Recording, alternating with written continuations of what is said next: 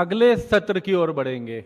अभी तक तो बात थी कानून व्यवस्था, क्राइम, ऐसे तमाम मुद्दों को लेकर जागरूकता, लेकिन अब अगला जो मुद्दा रहेगा हम स्वास्थ्य को लेकर के जरूर बात करना चाहेंगे, क्योंकि वक्त ऐसा है, हम अक्सर देख रहे हैं पर्यावरण की भी बात करते हैं तो AQI खतरनाक सा लगा था, जरूर चिंता तो होती थी, तमाम मुद्दे थे, और जब लगातार मौसम बदलता है तमाम बातें रहती है, लेकिन ऐसे में स्वास्थ्य को लेकर क्या व्यवस्था, स्वास्थ्य को लेकर किस तरीके की चुनौतियां, इस पर चर्चा करेंगे। और इसके लिए हम मंच पर बुलाना चाहेंगे सबसे पहले डॉक्टर अलका सिंह जो है, हम उनको चाहेंगे वो मंच पर आए, चीफ मेडिकल ऑफिसर गुरुग्राम, मंच पर आए, उनका स्वागत है।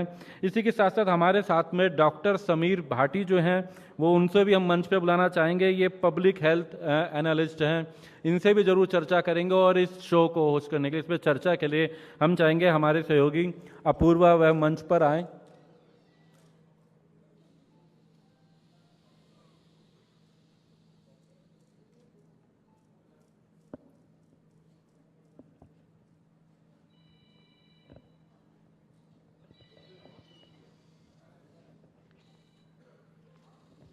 Thank you Deepak. Over to you. अभी आपने बात की और आपने सवाल जवाब भी सुना होगा, शहर साफ होगा, शहर की कानून व्यवस्था अच्छी होगी, अभी हमने इस पर चर्चा की। लेकिन अब हम चर्चा करेंगे हमारे स्वास्थ्य को लेकर, जो इस वक्त सबसे बड़ी ज़रूरत है और सबसे बड़ी प्रायोरिटी भी है हमारी। हमारे साथ दो बहुत खास मेहमान हैं, doctor Alka Singh, doctor Sameer Bhati. Ma'am, सबसे पहले आपसे शुरुआत कर रही हूँ, क्योंकि अभी पिछले कई दिनों से हम देख रहे हैं और अभी कितने दिनों तक हम देखेंगे ये भी नहीं पता है, पॉल्यूशन का जो लेवल है वो डेंजर लेवल को भी क्रॉस कर चुका है। 700 तक AQI हमने देखा है कि लगातार हरियाणा के कई जिलों में रहा है। गुरुग्राम, जो कि भागदौड़ बड़ी वाली सिटी जिसको कहा जाता है, जहाँ पर लोग जॉब करते हैं, लोग रहते हैं, यहाँ पर अगर हम बात करें तो AQI यहाँ पर भी काफ़ी ज़्यादा रहा है, 400-500 प्लस रहा है। हॉस्पिटल्स में क्या व्यवस्थाएं और हॉस्पिटल में किस तरह का वो दृश्य जब लोग पहुंचते थे, क्या इंतज़ाम रहा है, प्रदूषण से ग्रसित लोगों की क्या समस्याएं आपने देखी है और आपको क्या लगता है कि कैसे दूर किया जा सकता है इन चीज़ों को? सभी को मेरा नमस्कार। जैसा कि आपने अभी बोला, पॉल्यूशन हमारे शरीर के सारे हिस्से को असर करता है, चाहे आँख हो, चाहे स्किन हो, चाहे स्किन हो या फिर हमारे हेयर हो, सब चीज़ों को असर करता है। इनफैक्ट वो सारी, जैसे स्किन में हमारी एलर्जी हो जाती है, आँखों में जलन हो जाती है, और सांस, सबसे इम्पॉर्टेंट तो सांस हर लोग लेता है, सांस में सबसे ज़्यादा COPD की पेशेंट्स हमारे काफ़ी बढ़ गए हैं। हमारे यहाँ OPD की संख्या कम से कम 10 to 20% पेशेंट्स हमारे इंक्रीज़ हो गए हैं। इसी वजह से हमारी इवनिंग OPD बढ़ा दी गई है, और यहाँ 24/7 इमरजेंसीज़ होती हैं, ताकि किसी भी पेशेंट को किसी तरह की दिक्कत ना हो, और पेशेंट को टाइम टाइम से हमें एडवाइजरी हमें दे दिया जाता है, ताकि हमें न्यूज़पेपर में, कहीं प्रिंट मीडिया, सभी जगह, ताकि पेशेंट्स को अवेयरनेस हो कि पॉल्यूशन से उनको क्या क्या नुकसान पहुंच सकता है। क्योंकि हम उसमें यही चीज़ें होती हैं कि आप गॉगल्स लगा के रखें, और जब भी आप बाहर जाएँ तो N95 मास्क लगाएं, ताकि सांस में कोई दिक्कत ना हो। और जो भी वल्नरेबल एज, जैसे कि ओल्ड हों या फिर बच्चे हों या प्रेग्नेंट लेडीज़, इन सबको खास हिदायतें दी जाती हैं कि वो जब भी वो कोशिश करें कि मॉर्निंग और इवनिंग में बाहर ना जाएं। अगर आप उनको बहुत ज़रूरत पड़े तभी वो बाहर जाएं, और पूरी प्रिकॉशंस के साथ जाएं, वेल हाइड्रेटेड रहें, जैसे कि पानी अच्छी तरह से पिएं ताकि उनको डिहाइड्रेशन ना हो। बिल्कुल। डॉक्टर समीर, जैसा कि अभी अलका जी ने कहा कि प्रिवेंशन बहुत ज़रूरी है, और जहाँ तक मुझे पता है आपके बारे में, prevention is better than cure, आप इस पर विश्वास ज़्यादा करते हैं। मैं सबसे पहले तो जानना चाहूँगी कि इलाज से बेहतर प्रिवेंशन कैसे है और कैसे किया जा सकता है, क्योंकि आज के ज़माने में लोग इलाज को ही एक मात्र ऑप्शन के तौर पर चुनते हैं कि अगर हमें बीमारी हो गई है लेकिन हम पहले बचाव नहीं करेंगे, बीमारी हो गई है तो हम उसका इलाज कर लेंगे। बिल्कुल बिल्कुल।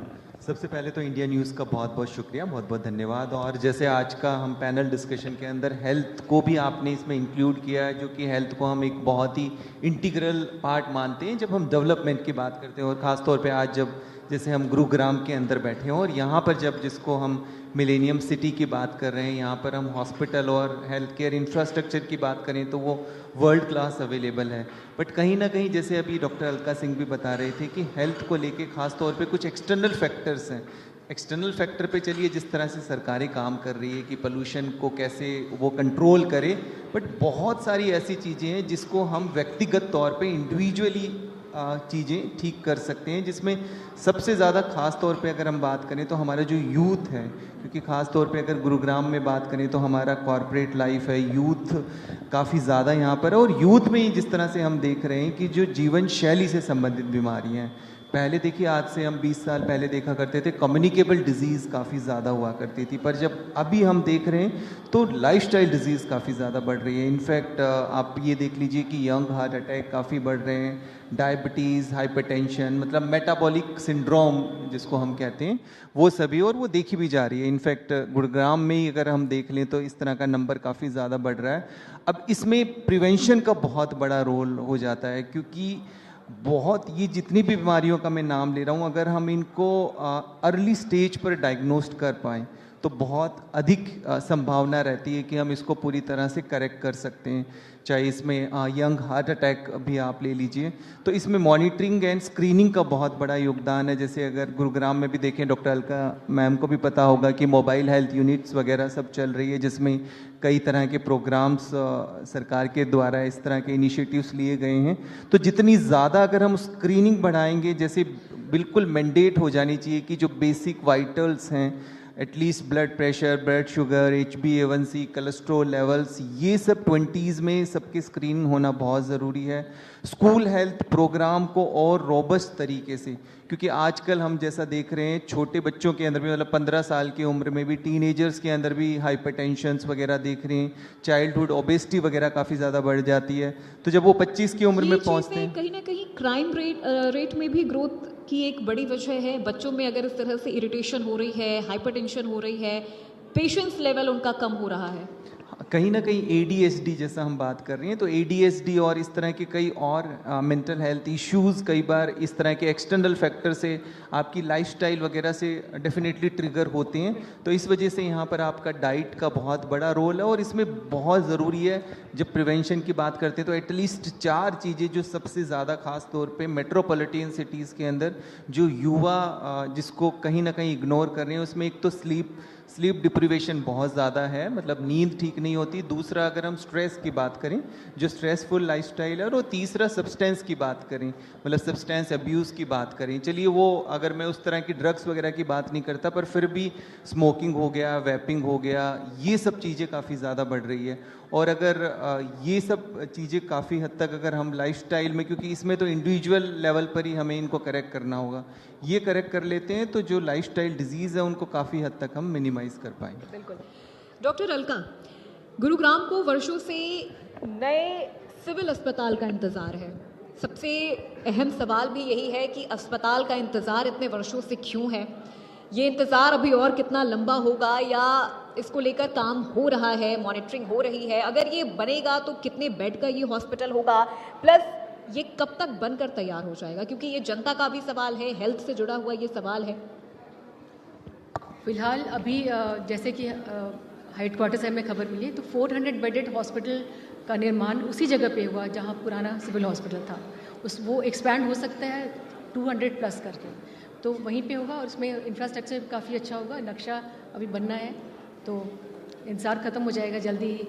और हमारा 100 बेडेड हॉस्पिटल जो सेक्टर 10 में है, वो भी 2026 में मिल जाएगा हमें। गुड़गांव में जिस तरह से हम देख रहे हैं कि जो पॉपुलेशन लेवल है वो बहुत ज़्यादा बढ़ रहा है, तो इस हिसाब से क्या गुड़गांव का जो हेल्थ इंफ्रास्ट्रक्चर है वो सफिशिएंट है, वो इनफ है, या इसे अभी और डेवलप करने की, इसे और एक्सपेंड करने की ज़रूरत है? जैसे कि आपको खुद ही पता है 102A में एक बड़ा मेडिकल कॉलेज बन रहा है, वो भी 2026 में हमें मिल जाएगा, और ये 400 बेडेड हॉस्पिटल भी मिलेगा। उसके अलावा यहाँ पे पॉलीक्लिनिक 6 पॉलीक्लिनिक बनेंगे, और 40 हमारे पास 21 UPSC भी हैं और 40 HWC भी हैं। तो ये चूँकि 1000 पॉपुलेशन में एक बेड होना ज़रूरी होता है, तो ये मेरे ख्याल से सफिशिएंट होगा हमारे गुरुग्राम के पॉपुलेशन के लिए, क्योंकि माइग्रेंट पॉपुलेशन भी बहुत है यहाँ पे। माइग्रेंट पॉपुलेशन बहुत ज़्यादा है। डॉक्टर सबीर भाटी, हम प्रिवेंशन की बात करते हैं। आपने अभी कहा कि जो यंगस्टर्स हैं उनको स्मोकिंग, अल्कोहल या फिर जो अगर वो इस तरह से कोई ड्रग्स ले रहे हैं तो उससे उन्हें बचाव करने की ज़रूरत है। लेकिन इस वक्त तो पॉल्यूशन ही इतना ज़्यादा है, इससे लोग कई बार हंसी मजाक में भी कह देते हैं कि अगर दिल्ली में आप रह रहे हैं तो एक दिन में तो आप 10 सिगरेट जितना धुआं आप ले रहे हैं। आप पैसिव स्मोकर के तौर पर अगर आप अपनी ज़िंदगी जी रहे हैं तो फिर अगर स्मोकिंग कर भी ली तो क्या बिगड़ जाएगा? देखिए, इसमें एक चीज़ समझना ज़रूरी है। जैसे अभी डॉक्टर अलका भी बता रहे थे कि फिर एक वनरेबल ग्रुप हो जाता है, जिसमें हमने बताया कि हाई रिस्क, अगर आप पोल्यूशन में हैं, हम जैसे देख रहे हैं एयर क्वालिटी इंडेक्स ठीक नहीं है, और उसके साथ साथ अगर आप वैपिंग भी कर रहे हैं, आप स्मोक भी कर रहे हैं, तो आपका जो खतरा है वो डबल बढ़ गया। ऑलरेडी अगर हम देखें तो ज़्यादातर खास तौर पे मेट्रोपॉलिटन सिटीज़ के अंदर अगर आप स्क्रीनिंग करोगे तो उनको वैसे कोई ना कोई लाइफस्टाइल डिजीज़ तो यूथ में मिल जाएगी, या डायबिटीज़ या फैटी लीवर या हाइपरटेंशन, ऊपर से स्मोकिंग भी, फिर पोल्यूशन भी। तो इसी वजह से जैसा आप देख भी रहे हैं, आप खुद देख लीजिए कि डिज़ीज़ का, लाइफस्टाइल डिजीज़ का ग्राफ काफ़ी ज़्यादा। तो आई थिंक इस तरह की चीज़, जैसा हम कहें कि नहीं, अगर पोल्यूशन तो ज़्यादा है ही, और अगर हम सिगरेट भी पीते हैं तो वो सिगरेट अगर आप उसके साथ पी रहे हैं तो फिर आपका जो खतरा है वो कई गुना ज़्यादा बढ़ जाता है, खतरा और ज़्यादा हम उतना अपने लिए ज़्यादा। बढ़ा रहे जी, हैं। जी। डॉक्टर समीर, पॉल्यूशन तो एक बहुत बड़ा खतरा है और इसे हम न जाने कितने वर्षों से हम झेल रहे हैं, देख रहे हैं, लेकिन एक बहुत बड़ा खतरा हर साल हमारे सामने आता है, वो है फूड अडल्ट्रेशन, खाने पीने की चीज़ों में मिलावट। अभी हाल ही में हमने दिवाली के टाइम पर भी देखा था कि कितने खाद्य पदार्थ ऐसी थी जिनको जब्त किया गया था, जिनको ख़त्म किया गया था। इसको लेकर क्या विचार है आपके, क्या राय है कि इन चीज़ों को आखिर कैसे बढ़ावा मिल रहा है और इनसे कैसे बचा जाए? क्योंकि ये तो हम रोज़ अपने घर में इस्तेमाल करने वाली अमूमन ये सारी चीज़ें होती हैं। बिल्कुल, देखिए अभी जिस तरह से हम देख भी रहे हैं, एफएसआई की काफ़ी ड्राइव चल रही है गवर्नमेंट के स्तर पर इस तरह की चीज़ें अडल्ट्रेशन को लेके, और ख़ास तौर पे अगर अडल्ट्रेशन में बात करें तो मिल्क और मिल्क प्रोडक्ट को लेकर, जैसे पनीर को लेकर, हम पहले तो कई बार ये फेस्टिव सीज़न में जिस तरह से पकड़ा जाता था, पर अभी तो जैसे अगर हम देखें तो पूरा कंट्री के अंदर इस तरह की ड्राइव चल रही है जिसमें ऐसी चीज़ों को पकड़ा जा रहा है। अडल्ट्रेटेड जो आपका पनीर हो गया या मिल्क हो गया या मिल्क से बनी हुई कोई भी चीज़ें, तो यहाँ पर दो चीज़ें हैं। देखिए, एक तो सबसे ज़्यादा अगर हम बात करते हैं जो गवर्नमेंट के स्तर पर जो भी ड्राइव चलती है, क्योंकि उतनी हमारे पास अभी लैब्स नहीं है, अगर एफएसआई की बात करें कि उस तरह से आप टेस्टिंग कर पाएँ, तो अभी जिस तरह से एफएसआई की कुछ मोबाइल यूनिट्स जो कि रैंडम टेस्ट करके एक बार फर्स्ट लेवल पर रैपिड टेस्ट करके बता सकते हैं कि इसमें अडल्ट्रेशन है कि नहीं। इसके अलावा एफएसआई की तरफ से कई और भी अवेयरनेस प्रोग्राम्स चलाए जा रहे हैं जिससे एटलीस्ट जो कंज्यूमर है, जो कस्टमर है, वो पता लगा सके कि किस तरह से बेसिक अडल्ट्रेंट्स हैं उनको वो चेक कर पाए। बट एक अडल्ट्रेशन वाली तो है, बट फूड में अगर मैं ख़ास तौर पे ज़्यादा अगर देखूँ तो जो सबसे उससे भी बड़ी प्रॉब्लम वो जंक फूड की है। जिस तरह से जंक फूड का कल्चर काफ़ी ज़्यादा बढ़ रहा है, और जिस तरह से हमारी हाल में हमने एक न्यूज़ में सुना था जहाँ एक 15 या 16 साल की एक लड़की की जंक फूड की वजह से उसके आंतें चिपक गई और उसकी मौत हो गई। हाँ, तो जंक फूड की बात करें तो वो क्रॉनिक लेवल पर आप मतलब लंबे समय तक खा रहे हैं। इनफैक्ट अभी जितनी रिसर्च आईसीएमआर की जो रिसर्च आई थी उसमें भी था कि यहाँ पे हमारी जो कंजप्शन है, सॉल्ट इंटेक बहुत ज़्यादा है, नमक की मात्रा हमारी काफ़ी ज़्यादा है, शुगर का इंटेक काफ़ी ज़्यादा है, हाइपरटेंशन काफ़ी ज़्यादा भारतीयों के अंदर मिला, कोलेस्ट्रॉल लेवल बढ़ा हुआ मिला, फैटी लीवर। दिल्ली एनसीआर के अंदर एक आईएलपीएस की स्टडी हुई थी, उसमें 50% दिल्ली एनसीआर में लोगों को फैटी लीवर है। तो वो चीज़ तो हम बेसिकली देख ही रहे हैं, बट इसका सीधा कोरिलेशन आपकी डाइट से हो रहा है कि उसके अंदर बहुत ज़्यादा हाई सॉल्ट, हाई शुगर, आपके जो पाम ऑयल वगैरह हो गए, इस तरह के चीज़ें। तो इसके ऊपर मैं समझ रहा हूँ, जैसे अभी सीबीएसई बोर्ड ने एक इनिशिएटिव भी लिया कि स्कूल्स के अंदर शुगर बोर्ड्स वगैरह लगाए जा रहे हैं ताकि उस लेवल पर ही छोटे बच्चे उस चीज़ को लेकर बच्चों को भी स्टार्टिंग स्टेज से ये चीज़ें सिखाई जाएं। डॉक्टर अलका, सरकारी हॉस्पिटल्स की अगर हम बात करें तो हमेशा एक शिकायत आम जनता की रही है कि सरकारी अस्पताल में डॉक्टर्स की, स्टाफ की बहुत ज़्यादा कमी रहती है। ये चीज़ें कैसे दूर होंगी, या अगर ये चीज़ें हैं तो फिर उन्हें कैसे मॉनिटर किया जा रहा है? फिलहाल सरकारी अस्पताल में ना तो डॉक्टर की कमी है, ना तो स्टाफ की कमी है, क्योंकि अभी 17 डॉक्टर्स हमें और मिल गए हैं, और किसी भी पीएचसी में, किसी भी एचडब्ल्यूसी में हमारे पास डॉक्टर की कमी कहीं भी नहीं है। इसलिए इसकी तो हमें ज़रूरत नहीं है। हमारे डॉक्टर्स, जब भी हमारी स्ट्राइक हुई थी उसमें आपके इस जवाब से जो हमारे दर्शक हैं, जो हमारी जनता है, वो निश्चिंत हो जाए कि ऐसी कोई कमी नहीं, बिल्कुल भी नहीं। अगर वो जाएंगे सरकारी अस्पताल तो उन्हें प्रॉपर इलाज मिलेगा, प्रॉपर ट्रीटमेंट मिलेगा? जी बिल्कुल। सरकारी हॉस्पिटल की हमने बात कर ली, प्राइवेट हॉस्पिटल की भी अगर हम बात करें तो वहाँ पे फैसिलिटी तो बहुत बहुत सारी दी जाती है, इवन एक्स्ट्रा दी जाती है, लेकिन जो फीस है डॉक्टर्स की, जो खर्चे हैं वो मनमाने लेवल पर बढ़ रहे हैं, उन्हें कैसे कंट्रोल किया जाए? एक्चुअली जो प्राइवेट हॉस्पिटल्स की ओपीडी फीस है या किसी और कोई और फीस है, उसमें हमारा कंट्रोल नहीं होता। फिर भी अगर कोई कंप्लेन आती है तो उसका जवाब बिल्कुल दिया जाएगा। ऐसे तो बहुत सारे हमने देखे हैं कि कंप्लेंट्स आती भी होंगी, किस तरह से कार्रवाई आप करती हैं या किस तरह से इन चीज़ों को रोकने के लिए क्या कोई टीम का गठन या कोई जांच प्रणाली, कोई स्ट्रैटेजी जो आपने बनाई? हाँ, हमारे डिपार्टमेंट में एक कंप्लेन ब्रांच है, वो इसको देखता है। अगर कोई कंप्लेन आती है तो हम उसको बिल्कुल एक्शन लेते हैं उसमें।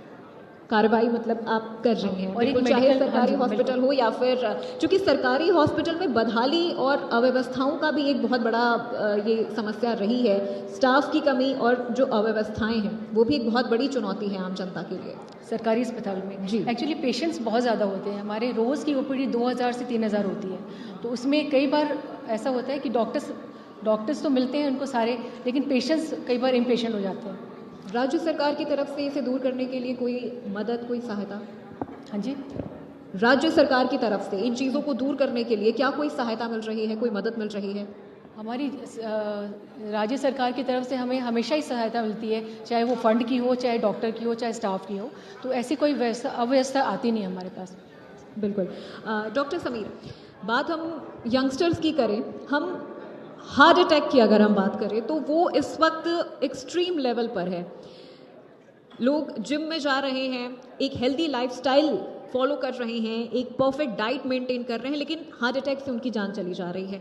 छोटे बच्चे 7 साल 8 साल के बच्चों को हमने देखा है कि जिनकी हार्ट अटैक से जान चली जा रही है। उनका स्ट्रेस लेवल और फिर एक यंगस्टर का स्ट्रेस लेवल कैसे एक हो सकता है? नहीं, वो जो आपने छोटे बच्चों की बात की खास तौर पे, तो बच्चों में कई बार और कोई कंजेनाइटल प्रॉब्लम या ऐसा कुछ भी हो सकता है ना। Cardiac arrest and heart attack को थोड़ा हमें अंडरस्टैंड करने की ज़रूरत है। हाँ जी, ये दोनों जी बिल्कुल बिल्कुल। हार्ट अटैक की जब हम बात करते हैं तो हमारी कोरोनरी आर्टरीज जो हार्ट को ब्लड सप्लाई करती है, उनमें किसी तरह का अगर ब्लॉकेज हो जाता है तो उसमें हार्ट अटैक, और ख़ास तौर पे अभी जैसे यूथ की बात की, यंग लोगों के अंदर, तो उसमें हमें कुछ चीज़ें देखनी ज़रूरी होती है। कुछ जो ज़्यादा उसको कंट्रीब्यूट अभी फ़िलहाल के टाइम में हम देख रहे हैं वो लाइफस्टाइल है, और लाइफस्टाइल में उसकी कुछ चीज़ें जो उसको ज़्यादा ट्रिगर या कंट्रीब्यूट कर देती है। एक तो उसमें आपके कोलेस्ट्रॉल लेवल्स अगर आपके हाई रहते हैं, दूसरा अगर आपका ब्लड प्रेशर ठीक तरीके से कंट्रोल नहीं है, आपका ब्लड शुगर कंट्रोल नहीं है, आपकी लाइफस्टाइल ठीक से नहीं है, मतलब नींद और स्ट्रेस, ये भी उसको बहुत ज़्यादा कंट्रीब्यूट करते हैं। अभी फ़िलहाल आपने जैसे जिम वगैरह की बात की, तो देखिए जिम कल्चर भी अगर बताएं तो आजकल नाइट जिम कल्चर हो गया है। आप बहुत ज़्यादा मतलब एक्सेस आपका वर्कहॉलिक है, आपका काम बहुत ज़्यादा, आपका प्रेशर है, और उसके बाद आप रेस्ट ठीक से नहीं कर रहे हैं और आप जिम में फिर आप बहुत ज़्यादा एग्जर्शन कर रहे हैं, तो कई बार इस तरह की चीज़ें भी होती है जिसकी वजह से ऐसी कई बार हम कैजुअलिटीज़ वगैरह देखते हैं। तो यहाँ पर जैसे अभी कार्डियोलॉजिकल सोसाइटी ऑफ इंडिया ने भी गाइडलाइंस दी है कि भाई 18 साल की उम्र से ही आप बेसिक स्क्रीनिंग करा देना बहुत ज़्यादा ज़रूरी है, जिसमें हम अगर वैसे भी अगर आप बजट की बात करें, हम हेल्थ बजट की भी बात करके देखते हैं, तो हमारा ज़्यादा जो खर्चा होता है वो बीमारियों के इलाज के अंदर ज़्यादा होता है, प्रिवेंशन के ऊपर कम होता है। अगर प्रिवेंशन पे करें तो इलाज पे कम खर्चा तो इलाज पे फिर या इलाज फिर उसकी जरूरत ही ना पड़े, वो कम होगा, क्योंकि ट्रीटमेंट और ट्रीटमेंट बीमारी का जो कॉम्प्लिकेशन है उसको ट्रीट करने में खर्चा ज़्यादा होता है। इनफैक्ट आप हेल्थ इंश्योरेंस में भी देख लीजिए, हेल्थ इंश्योरेंस के अंदर अगर प्रिवेंटिव हेल्थ चेकअप्स वगैरह होते हैं, कॉर्पोरेट के हेल्थ चेकअप्स वगैरह होते हैं, तो कोई लोग कराते नहीं है उनको, तो प्रिवेंटिव हेल्थ चेकअप पे इंसेंटिव वगैरह होने बहुत ज़्यादा ज़रूरी है। और जितनी भी हमारी CSCs, PSCs, हमारे कम्युनिटी हेल्थ सेंटर्स वगैरह, वहाँ पर भी इस तरह की स्क्रीनिंग्स जितनी ज़्यादा होंगी उतना हम टाइमली उन पे बीमारियों को करेक्ट कर पाएंगे, उनको इंटरवेंशन कर पाएंगे, प्री डायबिटीज स्टेज पे उसको पकड़ पाएंगे, प्री हाइपरटेंसिव स्टेज पर उसको पकड़ पाएंगे, और उस तरह से फिर हम बीमारियों का ओवरऑल बर्डन जो अभी हमारा जेन ज़ी आ रहा है, यूथ आ रहा है, उनमें कम कर पाएंगे। बिल्कुल। बहुत शुक्रिया डॉक्टर अलका सिंह, डॉक्टर समीर भाटी हमारे साथ इस सेशन में जुड़ने के लिए, और गुड़गांव के लोगों के लिए एक हेल्थ व्यवस्थाओं को लेकर जो सवाल उनके मन में रहता है, उन सवालों के जवाब देने के लिए बहुत शुक्रिया हमारे दोनों खास मेहमानों का।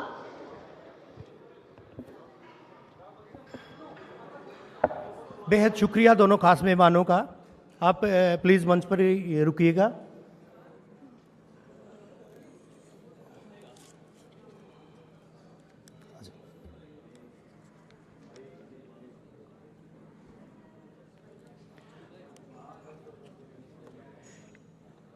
इंडिया न्यूज हरियाणा के इस खास कार्यक्रम मंच में लेते हैं एक छोटा सा ब्रेक के बाद एक बार फिर से हाजिर होंगे नए पैनल के साथ। Associate sponsor central park expect the world, Sanskaram university Delhi.